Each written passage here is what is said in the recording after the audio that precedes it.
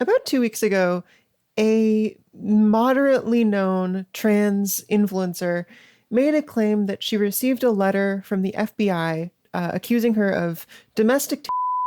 Ooh, I probably shouldn't say that word in the first 30 seconds, should I?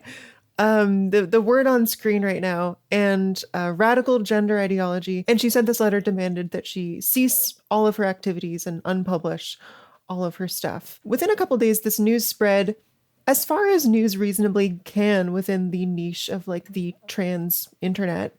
There was a TikTok about it that had 100,000 likes. There was a Tumblr post that had 30,000, which I realize isn't that much, but like for Tumblr now, that's huge, right?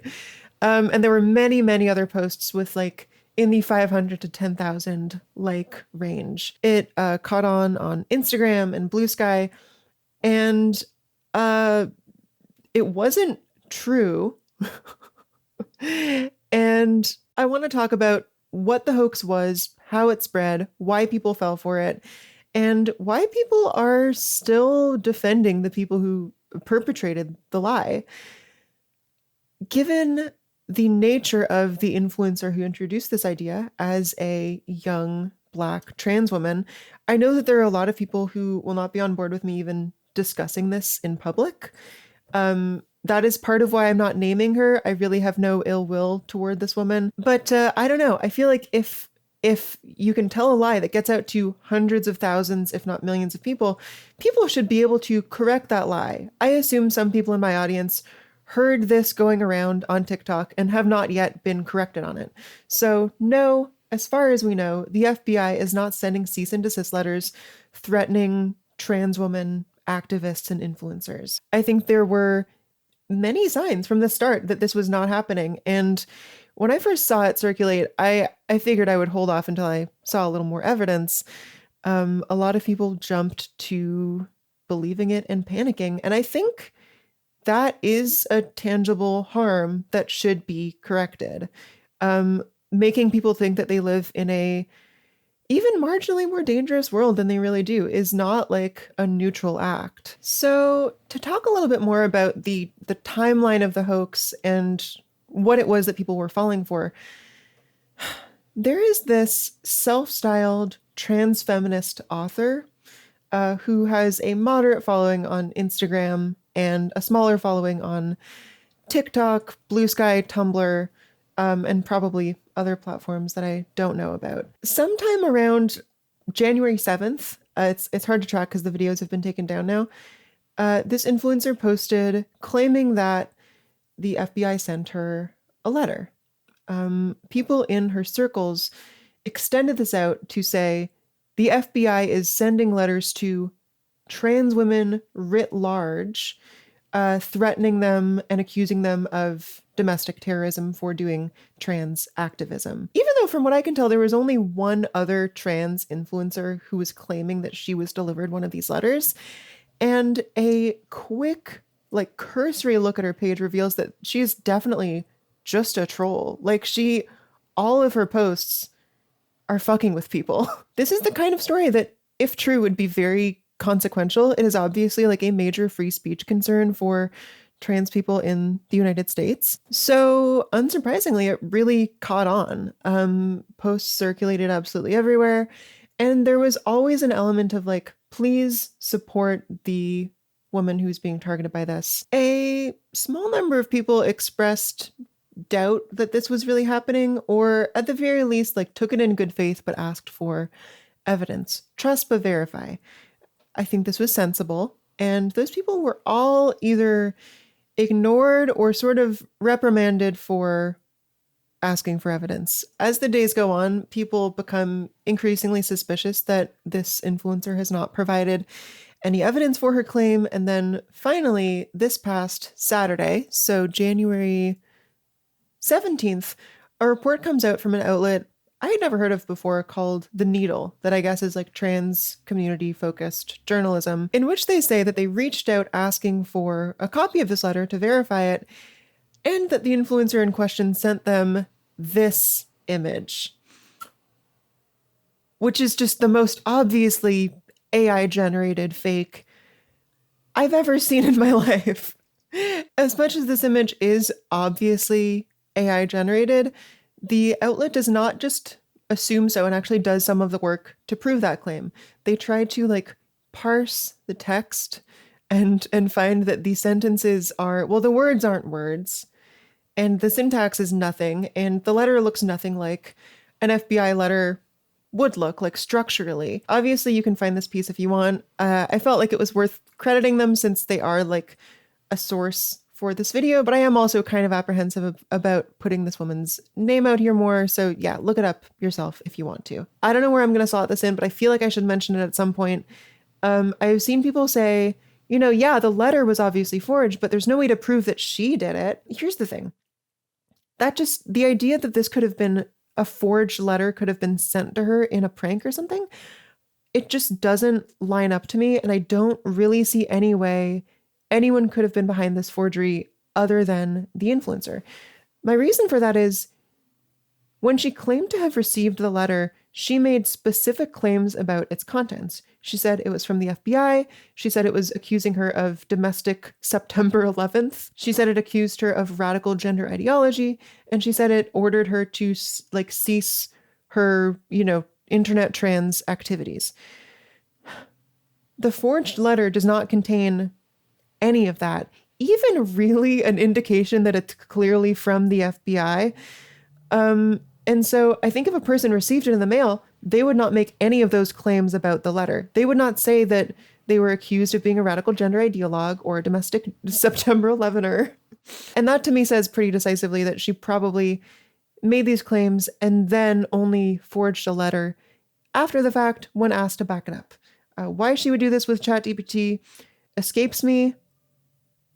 Back to the video. This story goes pretty wide in my circles, especially on Blue Sky. It really takes off. And just as quickly, how do I put this? A loosely connected group of individuals rush to this influencer's defense. They're not even necessarily saying that the letter is real. They're just sort of trying to find any in they can to come for the journalist, come for anyone who's doubting this influencer's story. This is not helped by the fact that the journalist pulled some pretty unprofessional stuff that I think is fair to characterize as racist. In the replies, talking about the story, she pointed out oh, the influencer was visibly high during our interview. And if that was newsworthy, I think you should have included it in the interview and not just sort of giddily announced it in the replies after the fact. Similarly, they repeated this rumor that she had raised about $18,000 on GoFundMe to move to Canada away from transphobic USA, and then spent all of it on DoorDash. And I have heard this claim repeated. I haven't seen any hard evidence of it.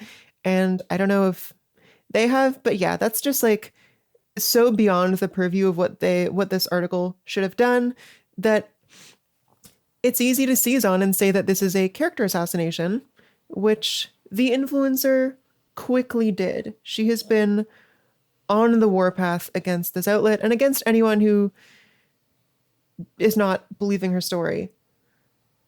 Despite this, she has at this point admitted that the FBI letter was faked and apologized for it in a private channel. I think there are several signs that any given person could have picked up on and decided for themselves that this was probably not true.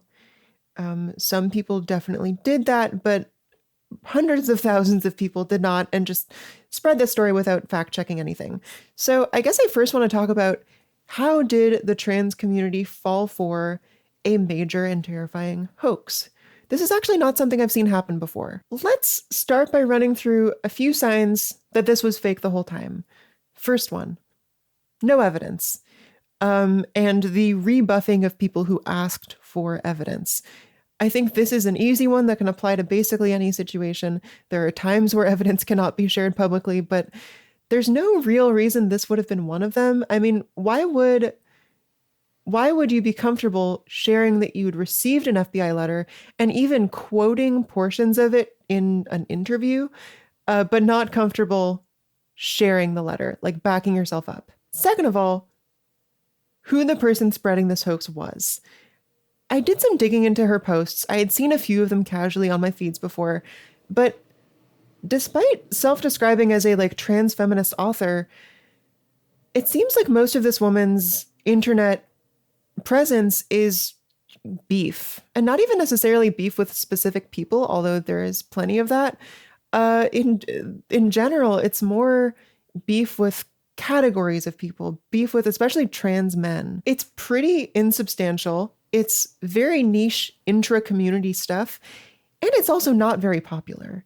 So I think it would be reasonable to ask yourself upon seeing this, why would the FBI threaten this woman who has made no particular work that like threatens power? I realize that it is a bit of an unkind remark to make from like one trans feminist writer to another, but honestly, having now read quite a lot of her work, there's none of it that I would characterize as feminist or even progressive. It's a lot about how you can't trust anybody and everyone's out to get you and you can't trust community, and not based in any feminist principles. Like that feels like almost an arbitrary word to use for it because the author happens to be a woman. Okay, that is the most I will go off in this video. There are like a large amount of trans public figures in the United States who are doing the work, you know, and many of them with platforms 10 to 100 times larger than this influencer's. I think this itself could have been a starting point for, if not total dismissal, at least doubt. Another lie that I don't think was particularly hard to catch was the one that this is happening to trans women writ large as a group. This is like a trend now, and this can be expected to continue.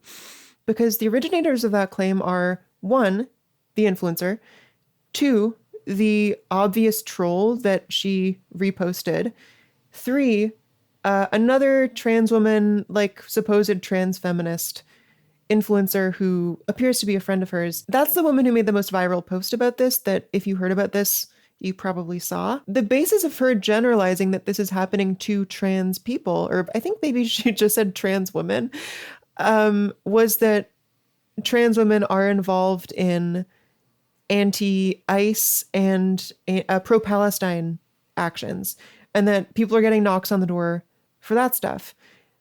And so is it true that trans women are getting threatened by the FBI for their activism? Almost certainly, because people of every background and every gender are getting threatened for anti-ICE and pro-Palestine activism. There's nothing particularly transphobic about that, although I'm sure the people who are executing it do indeed hate us. It just feels like the wrong claim to advance. And again, she's not even provided evidence of this. So like, it sounds sensible, but so did the trans thing. Maybe, who knows? I would love to see some evidence. The other thing about her work is that at least some portion of it is chat GPT'd.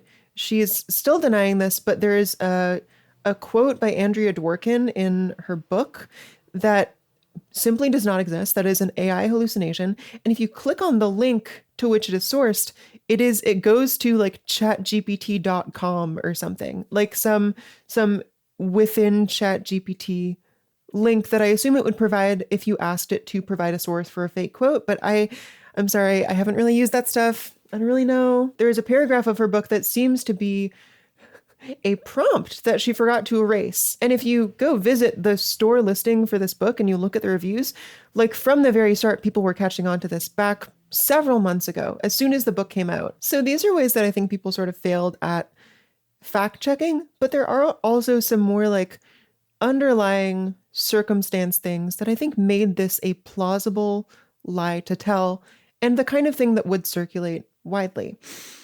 First of all, in telling this lie, the influencer used language that actually has been used by US government officials against trans people. She alluded to the phrase domestic terrorism. I think she said domestic September 11th or something. And then she also used the phrase radical gender ideology, which is, I mean, that's straight out of the Trump admin playbook, right? And I think they are building to doing things similar to this. There have been stories about wanting to put cash bounties out on trans activists. It's fucked up. It's really scary. And I think people having seen those headlines in the last few weeks might have been bracing themselves. And then once they saw this on their For You page, they thought, oh yeah, okay, I expected this to happen, and now it's happening. But it's not yet. Maybe something exactly like this will happen in the next, year. And if it does, unfortunately, I think a true and important to circulate claim will face a lot of doubt because of this woman's lie. The other like broader community factor that I want to talk about, it's uncomfortable, but the fact is the candor of this influencer's speech and the intensity of her claim are perfectly in line with the kinds of things that trans community journalists and influencers circulate all the time, even when they're not entirely true. I wouldn't say that any of those claims rise to the level of hoax, but people, especially, yeah, like certain trans independent journalists, do actually inflate the severity of like new policies or actions being taken. I understand why this happens. You want to raise attention for the really legitimately bad stuff that's happening.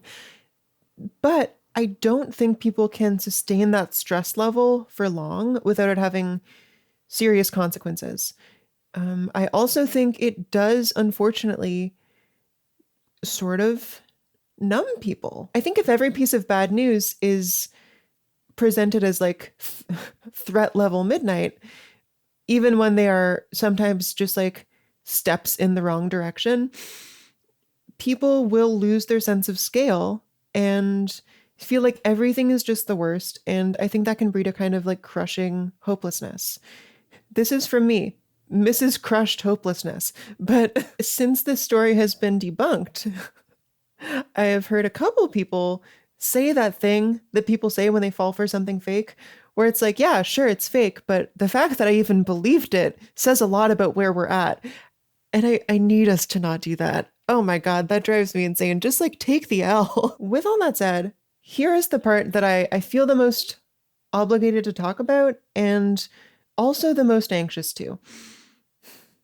Anytime a trans woman does something bad on the internet, people will sort of, a small group, a minority, will rush to her defense and lash out at anyone who's criticizing her. This is an unfortunate reality. It sounds like something the right would make up, but I've seen it happen so many times. And it seems to disproportionately protect people who actually did the thing. I've seen these kinds of defenses mounted a couple times with the aim of protecting people with sexual or emotional abuse allegations, or physical abuse, actually. I've seen people harass people who I know for a fact to be like victims of serious abuse and smear them as trans misogynists, even as many of the victims have been trans women. Actually, in all of these cases, most of the victims tend to also be trans women. Smear them as trans misogynists for spreading these stereotypes about the trans community, or specifically trans women. What are those stereotypes? That we are hypersexual, that we are sexual predators, that we can't be trusted. Oh shit. Oh shit. Oh no.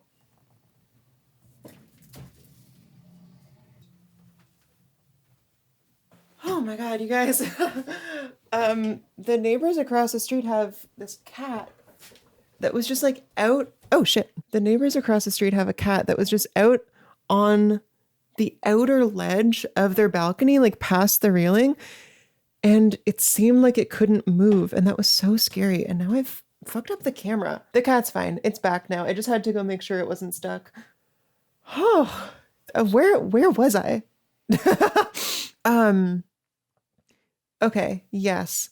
I've asked myself the question before, why does this sort of reflexive I'm just going to keep calling it Reflexive T-Girl Defense Squad. Why does this seem to most effectively mobilize to protect people who actually did some really bad stuff? I just can't help but see a pattern here.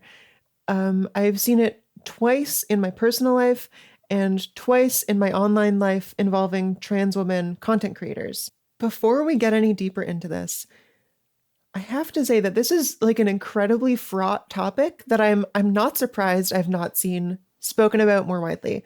Because the truth is, like, trans women do often face disproportionate social punishment for doing things that are fine to bad. Even when people do things that are bad, we can talk about disproportionate response. And also, like, trans women are often underemployed, have trouble having like stable lives, and rely on our social circles for, food, employment, shelter, that kind of thing, as does everyone, but probably trans women need that kind of thing more. Both of those things are true and important to keep in mind. And it is also true that sometimes a trans woman really fucks up and hurts people or hurts her broader community. And as much as I don't necessarily trust everyone to have this conversation responsibly about trans women doing harm, that doesn't mean we shouldn't try, right?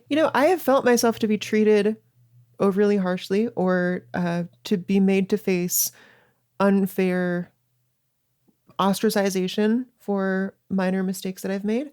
And I'm sure I'm not remotely the only trans woman who feels that way. When you're used to that, it can be really disorienting to take any criticism.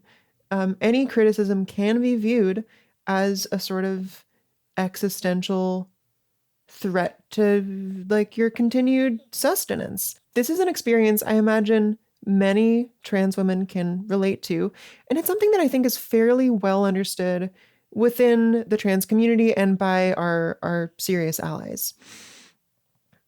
Because of that, I think we're kind of vulnerable to thinking that any sort of public reckoning is a witch hunt. And we're very sensitive to the harm that these public reckonings can cause. There is a term coined, I think, by Frederick and Engels, social murder, which is essentially when you like rob someone of the conditions required for their continued survival and sort of kill them without laying hands on them. I think this happens to homeless people every day. If drug users also, like, it is absolutely a phenomenon. But also, the people defending this particular influencer have been wielding that term so cynically and using it to say that essentially anyone who talks about this stuff in public is participating in social murder. The simple truth is, if you hurt people, people will not trust you as much and people will not want to be around you as much. And it is not necessarily unjust to discuss the harms caused by a person, including if doing so is going to have social consequences for them. I think we should be mindful of like a given person's humanity and ability to better themselves. But also in these public reckonings against trans women that I've witnessed, the accusers have been very sensitive to that, not least because all of them have been queer or even trans women. I have read a couple open letters to trans women public figures accusing them of some really terrible things and saying, we believe in your ability to change. We want you to be in a position to change, and we are not trying to ruin your life.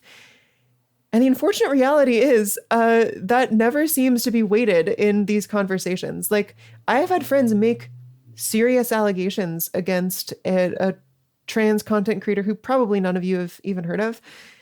And she did so sensitively, so delicately, and with a mind for the woman's humanity. And she was still described as a essentially social murderer for it. I think people who have legitimately done wrong and don't especially feel bad for it are unfortunately very effective at wielding this claim of social murder or ostracization. It's so cynical because this happens. Something that really kills me is that when a trans woman is being publicly criticized, called out, whatever, for something that she definitely did, without fail, she will make reference to the essay Hot Allostatic Load, which is about how the author of that essay basically faced like systemic group abuse and sexual exploitation from their social circle in a way that was like really, really amplified and enabled by way of them being a trans woman. Hot allostatic load describes a otherwise sort of indescribably traumatic period of the author's life. And it's really good, and you should read it if you haven't. And it has almost become a catchphrase. I have seen it shortened to an acronym, even HAL, and I've seen the perpetrator of this FBI hoax use it as a verb. They're howling me. Look, is it true that trans women often face unfair social consequences? Yes. I don't think that means that we are flying blind. I don't think that means that every critique of a trans woman comes from this place. And I think there's actually a way to discern what is and isn't justified. For instance, people coming out and saying, hey, it's really messed up that you spread this like lie that caught on like wildfire that really scared a bunch of people.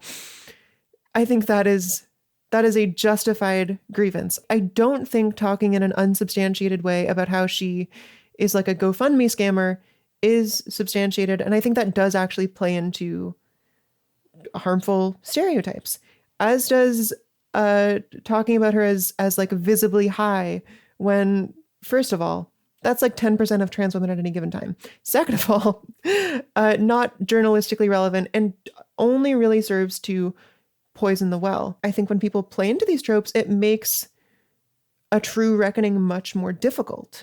And it legitimizes, in many people's eyes, the reflexive defense squad. With those two particular claims, I think you can just use your brain and think like, those kind of play into ugly stereotypes about Black women and trans women. I've heard people say like the GoFundMe thing kind of sounds like a welfare queen claim. And yeah, I think it kind of does. And I would like to see some pretty solid evidence for that before it's discussed publicly. I think a lot of the defense of this influencer has come from a place of empathizing or sympathizing with how awful it can be to reckon with your harms as a trans woman, because there is that undercurrent of, oh, fuck, is this going to ruin my life? And I think a lot of the people defending the influencer probably understand how disorienting that can be. When any criticism feels like it could upend your life. I coined a fucking thing about this. Metastability is what I called it.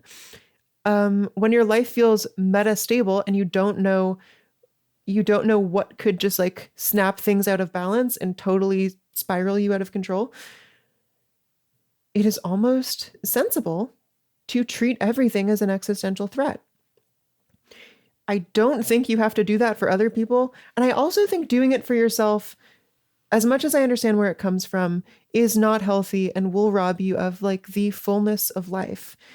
The fact is, you are not just a trans woman, you're also a human being with agency, and you are capable of causing harm because you have agency. Treating every criticism you face as a transmisogynistic smear doesn't just dehumanize the person you're speaking to by saying like, oh no, you can't have possibly experienced harms. It also dehumanizes you. It keeps you from reflecting on yourself or aiming to be better. And I think aiming to like self-reflect and work on yourself is sort of just a really essential part of life, right? And here I feel the need to say, I think literally every trans woman I know in my personal life is incredibly devoted to self-improvement, like truly wants to be their best selves to a degree that I haven't seen in genuinely any other demographic. I don't know, it could be a coincidence, but it could also be that people are very aware of this sort of trap you can find yourself in. The fact is, this is a transmisogynistic smear, can be wielded as a self-defense against any hurt or harm you cause. And if you pull it out every time, you're never going to grow, and you're always going to be stuck in this sort of traumatic holding pattern that will fucking rot your soul. I really want to underscore, I don't think that like denying allegations or causing harm is like particularly common among trans women. It's just that when a trans woman does it or is accused of it, she has a tool in her toolkit that we as a community have not figured out what to do with. There is a kind of dismissal that can be wielded pretty effectively, it seems. You're just playing into stereotypes. You are trying to hot allostatic load me. That, yeah, I don't know if we know how to recognize when that is true and when it's not. It's very difficult, and we want to trust oppressed people about their experiences. But the fact is, our good intentions can be taken advantage of. Any community will have shitty people, and any community needs ways to recognize those people and like sort of social scripts for dealing with them. And just as much, I think we need ways, and I really don't know what the answer is here, but to recognize when a person is probably being dishonest about themselves. The like, hell hath no fury like a woman scorned. Everybody's just trying to take me down, me, the main character of reality. I think that register of speaking should raise a little bit of a red flag that should lead people to look into things a little more deeply. It's uncomfortable to say that, and it may play into stereotypes, but sometimes, because we are humans and have agency, we fuck up. An approach to dealing with harm that really centers everyone's humanity would be wonderful. I don't think that is really what has been displayed here. Not by, unfortunately, the journalists who broke the story, and certainly not by the woman at the center of it all, who is lashing out at anyone expressing disappointment or criticism of her, and at least from what I've seen, is not taking the harm she has committed seriously. I guess we can leave it there. I've been talking for 90 minutes, Jesus Christ. If I find any good writing about, alternative community reconciliation systems, or just kind of how this style of manipulation works, I will link it in the description. Thank you for watching. I did not expect a video like this would be the second on my new channel. I don't usually have this much to say about drama, so don't expect this to be like a trans drama channel or anything. God, that sounds juicy but awful. We're gonna do silly stuff. We're gonna hang out with my friends, gonna do a couple interviews, whatever. Because this kind of thing is scary. I don't know how people are gonna respond to this. I want to clarify at the end, I have no ill will toward the influencer who started all this. I think the thing that she did sucks, but I don't particularly want her to get in major trouble or have her life ruined. I just hope we can all be a little more discerning. And I think there are ways to do that. We don't always need to believe the worst case scenario. We can trust but verify. My voice is getting hoarse, so I should probably log off. All right. See ya.